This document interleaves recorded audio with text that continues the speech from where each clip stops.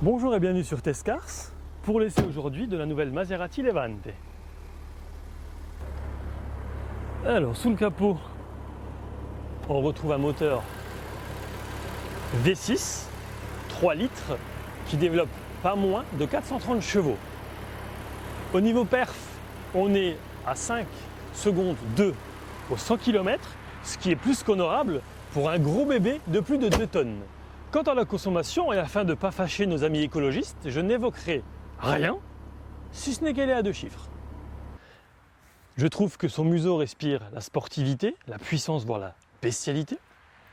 Vous remarquerez ici une très large calandre à 8 branches, et ici des feux avant Big Xénon effilés. Les jantes sont équipées de pneus 295, 35, 21. Des pneus de 21 pouces, c'est juste énorme. Et on passe tout de suite à l'arrière. Si l'avant a retenu mon attention, en revanche l'arrière n'a rien d'exceptionnel. Je l'avais vu au salon de Genève au mois de mars. C'est un mix, je dirais, entre un Infiniti et un Cayenne à l'arrière. C'est pas ce que je préfère.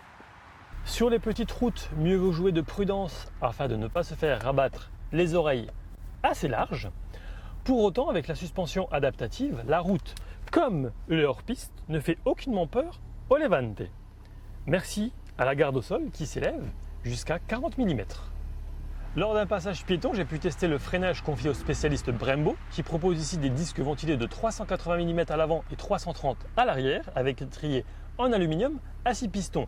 Alors concrètement, j'ai cru que j'allais laisser une empreinte de mâchoire dans le volant. Le volant multifonction en cuir offre une excellente prise en main, tout comme les palettes situées juste derrière. J'ai apprécié le design mais aussi la finesse de ces dernières qui permettent de reprendre la main de l'un des 8 rapports disponibles sur la boîte automatique. On revient sur le volant car l'une des commandes situées sur ce dernier est le régulateur de vitesse adaptatif. Ce modèle dispose en outre d'un détecteur de franchissement de ligne, pour le moins efficace pour l'avoir essayé, ainsi que d'un détecteur d'angle mort situé, comme d'habitude, dans les rétroviseurs. Au volant, on est très haut perché, sur des sièges gainés de cuir qui sont surtout et très confortables. J'allais dire extrêmement confortables, mais finalement, on est super bien installé au volant. Globalement, il n'y a pas énormément de commandes et c'est mieux ainsi. C'est bien fini, ça respire la qualité. D'après mon passager, heureux propriétaire d'une Ghibli, l'intérieur est sensiblement la même, avec une adaptation SUV. On passe à cet écran, avec notamment la radio, les médias, donc évidemment on va pouvoir connecter son téléphone en Bluetooth, les contrôles de siège, donc chauffant ou ventilé en fonction, les commandes de clim, ceux de navigation, et ici, c'est ici le téléphone en Bluetooth. Le système multimédia se montre réactif grâce notamment au joystick qui tombe naturellement sous la main. On retrouve sur l'écran de 8 pouces 4 diverses informations telles que la navigation au sein de l'Europe, les systèmes Apple CarPlay ou encore Android Auto. Je vais mettre la radio.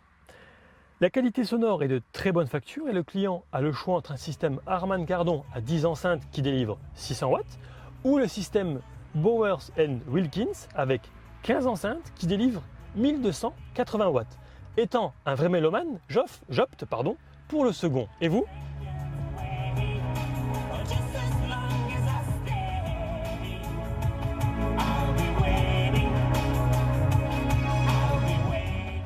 Lors de longs voyages, vous saurez apprécier l'immense espace situé sous la coudoir centrale entre vous et votre passager.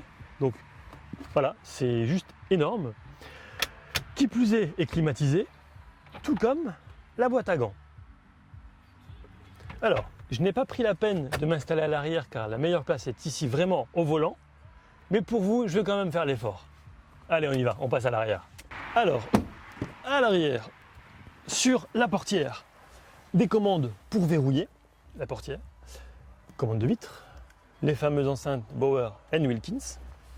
Ici, Au milieu, une prise allume-cigare, 2 prises USB, la ventilation, un petit filet pour mettre un magazine par exemple. Et alors, au niveau espace disponible à l'arrière, c'est pas grand, c'est juste immense. C'est gigantesque. Rien à redire. On boucle sa ceinture. Voilà. Je dis pas que je pourrais m'allonger, mais presque. En tout cas, il y a un espace vraiment conséquent à la tête, aux pieds, un sans faute. Et je vous propose de passer au coffre. Afin d'optimiser le volume de chargement, il faut savoir que la banquette arrière est rabattable. Et vous noterez la présence de l'accoudoir central avec un double porte-gobelet. Le coffre donc propose un volume de chargement conséquent, très important. Et encore plus, comme on vient de le voir, grâce à la banquette arrière rabattable. Ici, c'est si vous voulez mettre des choses pour ne pas tacher le tapis de sol, disons, voilà. Et en dessous, plus de roue de secours, mais un kit anti-crevaison, comme il est de rigueur de plus en plus. Comme sur toute marque haut de gamme qui se respecte, le coffre se ferme de façon autonome.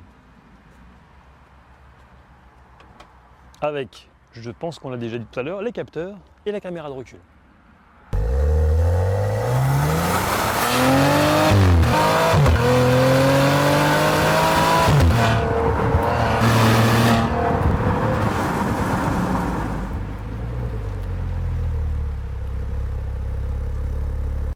Si la nouvelle Maserati Levante démarre à 71 000 €, ce modèle d'essai s'affiche à environ 100 000. S'il existe un diesel de 275 chevaux et un essence de 350, c'est bien la version S de 430 qui procure le plus de plaisir, de sensations et de sourire.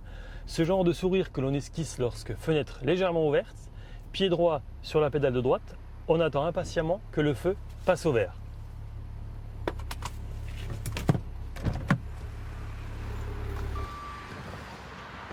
Pour cet essai, je tiens à remercier le garage Intini situé à Bertrange, qui représente la marque Maserati pour le Luxembourg, Rive 54 pour le tournage télé, CF Photographie pour les photos et Luxuriant pour la publication dans le magazine. Quant à nous, on se retrouve très vite pour un prochain essai. À bientôt!